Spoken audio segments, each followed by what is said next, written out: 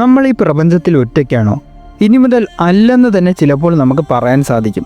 അവസാനം ആ ഗ്രഹത്തിൽ ജീവന്റെ തെളിവുകൾ ഗവേഷകർ കണ്ടെത്തിയിരിക്കുകയാണ്. പറഞ്ഞു വരുന്നത് K2-18b എന്ന എക്സോ പ്ലാനറ്റിനെ കുറിച്ചാണ്.